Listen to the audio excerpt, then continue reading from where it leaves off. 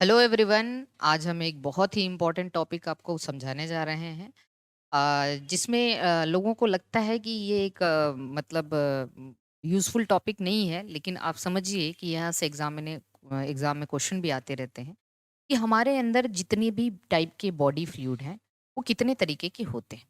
ठीक है। अगर हम अपने ह्यूमन बॉडी की बात करें तो बॉडी फ्लूइड क्या है और वो कितने तरीके का होता है। देखिए, बॉडी फ्लूइड में ये ज़रूरी नहीं है कि जो ब्लड है बस वही बॉडी फ्लूइड बनाता है। इसके अलावा बहुत सारी जगहों पे बहुत सारे फ्लूइड्स प्रेज़ेंट होते हैं और उनमें हम देखेंगे कि 2 तरीके के बॉडी फ्लूइड होते हैं, एक इंट्रासेल्युलर और एक एक्स्ट्रासेल्युलर फ्लूइड। इंट्रासेल्युलर का मतलब बॉडी के अंदर जितनी भी सेल्स हैं, उसके अंदर जो साइटोसॉल है, उसको हम इंट्रासेल्युलर फ्लूइड, और उसमें भी आपको अच्छे से पता है कि 70 से 80% वाटर होता है।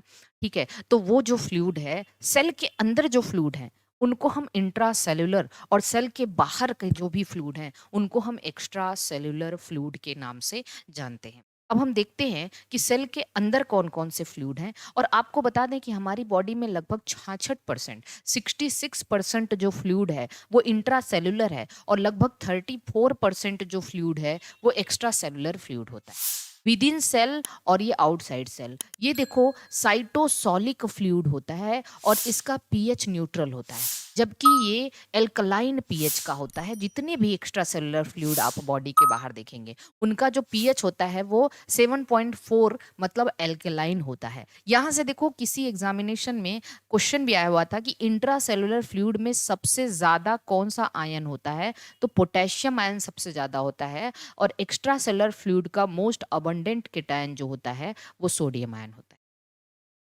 फिर से एक बार देखिए, इंट्रासेलुलर फ्लूइड 66% और एक्स्ट्रा सेलुलर फ्लूइड 34% है। बॉडी में जितने भी इंट्रासेलुलर फ्लूइड हैं, वो सेल के अंदर होंगे और इनका पीएच न्यूट्रल होता है, और जो भी एक्स्ट्रा सेलुलर फ्लूइड है, वो सेल के बाहर होंगे और उनका पीएच कितना होता है, एल्कलाइन होता है। इसका most abundant cation potassium ion होता है, और इसका most abundant cation sodium ion होता है। अब हम देखते हैं, इंट्रासेलुलर तो सेल के अंदर है, कोई दिक्कत नहीं है, लेकिन हम देखेंगे एक्स्ट्रा सेलुलर फ्लूइड कितने तरीके के होते हैं। बॉडी में कहाँ-कहाँ एक्स्ट्रा सेलुलर फ्लूइड है? देखिए, 34% में कुछ इंटरस्टिशियल फ्लूइड हैं। इंटरस्टिशियल का मतलब जैसे 2 सेल के बीच में या सेल के बाहर जो फ्लूइड भरे हैं, उसको हम इंटरस्टिशियल फ्लूइड कहते हैं, और ये जो है, ये 25% है। ये फ्लूइड 25% है। इंट्रावेस्कुलर फ्लूइड, दूसरा इंट्रावेस्कुलर, जो ब्लड वेसल्स के अंदर है, जो हार्ट के अंदर है, जो लिम्फेटिक वेसल के अंदर है। हार्ट हो गया, ब्लड वेसल हो गया, ठीक है, और लिम्फेटिक वेसल हो गया। ये इंट्रावेस्कुलर मतलब ब्लड वेसल्स के अंदर जो फ्लूइड है, वो 7% होता है। इसको हम इंट्रावेस्कुलर फ्लूइड के नाम से जानते हैं। ठीक है। और कुछ ट्रांस सेलुलर फ्लूइड है। अब देखो, इस ट्रांस सेलुलर फ्लूइड जो कि 2% होता है हमारी बॉडी में। अब देखते हैं ये ट्रांस सेलुलर फ्लूइड क्या है। हमारे ब्रेन में कुछ कैविटीज हैं। लगभग 4 कैविटी होती है हमारी ब्रेन में। 2 हमारे सेरिब्रम में है, पहला और दूसरा कैविटी, मतलब पहला और दूसरा वेंट्रिकल, जिसको पैरासील या लेटरल वेंट्रिकल कहते हैं। थर्ड वेंट्रिकल हमारे डायनसेफलॉन में है, जिसको डायोसील कहते हैं। फोर्थ वेंट्रिकल हमारे मेडुला ऑब्लोंगेटा में है, जिसको मेटासील कहते हैं। तो 4 वेंट्रिकल के अंदर जो फ्लूइड प्रेजेंट है, इसको हम लोग क्या कहते हैं, ब्रेन की वेंट्रिकल के अंदर जो फ्लूइड प्रेजेंट है, इसको हम लोग सेरिब्रो स्पाइनल फ्लूइड कहते हैं। क्या कहते हैं? Cerebro spinal fluid. और ये ब्रेन के वेंट्रिकल के अंदर, और स्पाइनल कॉर्ड मतलब न्यूरोसील में प्रेजेंट है, न्यूरोसील में। और सब एरेक्नॉइड मैटर में प्रेजेंट है।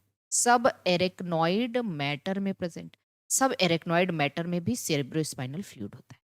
फिर उसके बाद साइनोवियल फ्लूइड है। ये सब ट्रांससेलुलर फ्लूइड। साइनोवियल का मतलब जो जो दो ज्वाइंट के बीच में प्रेजेंट, जो दो ज्वाइंट के बीच में प्रेजेंट, इनको हम साइनोवियल फ्लूइड कहते हैं। एक्वस ह्यूमर, एक्वस ह्यूमर का मतलब आप लोग जानते हैं, जो हमारी कॉर्निया और लेंस के बीच में प्रेजेंट है।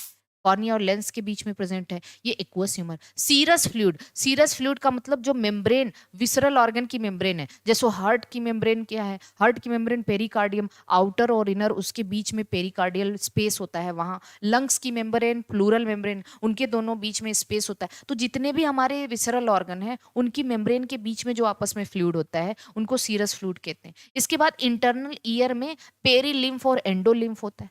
ठीक है। पेरीलिम्फ जो है बोन, आप देखते हैं कि जो बोनी कैविटी होती है उसमें प्रेजेंट होता है। एंडोलिम्फ जो है मेम्ब्रेनस कैविटी होती है उसमें प्रेजेंट होता है। तो ये सारे फ्लूइड क्या है, ट्रांससेलुलर फ्लूइड। इसके अलावा कहाँ फ्लूइड है अपनी बॉडी में? तो आप ये सोचो कि इंट्रासेलुलर फ्लूइड, एक्स्ट्रा सेलुलर में इंटरस्टिशियल सेल के बाहर, इंट्रावेस्कुलर ब्लड वेसल के अंदर, और ट्रांससेलुलर में ब्रेन कैविटी और स्पाइनल कॉर्ड की कैविटी और arachnoid, subarachnoid mater, synovial fluid, aqueous humour, serous fluid और पेरीलिम्फ एंड एंडोलिम्फ। तो आई होप कि आपको आज के बाद इंट्रासेलुलर और एक्स्ट्रा सेलुलर फ्लूइड में कोई कंफ्यूजन नहीं होगा। याद रखना, जो भी जितने भी इंट्रासेलुलर फ्लूइड हैं उनका पीएच 7 होता है, न्यूट्रल पीएच है। और जो भी एक्स्ट्रा सेलुलर फ्लूइड है, इसलिए आप कहते हैं ब्लड का पीएच 7.4 है, इसलिए आप कहते हैं सेरिब्रोस्पाइनल फ्लूइड का पीएच 7.4 है, इसलिए आप कहते हैं सीरस फ्लूइड का पीएच 7.4 है, इसलिए हम कहते हैं पेरीलिम्फ एंडोलिम्फ का पीएच 7.4 है, ठीक है ना। इसलिए साइनोवियल फ्लूइड का पीएच 7.4 है। तो जितने भी एक्स्ट्रा सेलुलर फ्लूइड होंगे उनका पीएच अल्कलाइन होता है। आई होप कि आपको ये वीडियो मज़ेदार लगा होगा और एक नया कॉन्सेप्ट पता चला होगा। और आप लोग प्लीज़ चैनल पे बने रहिए, आपको बहुत ही इम्पोर्टेंट जो है इन्फॉर्मेशन इसी तरीके से मिलती रहेगी। बाकी मिलते हैं फिर किसी अगले कॉन्सेप्ट में, तब तक के लिए बाय बाय, सभी को ऑल द बेस्ट।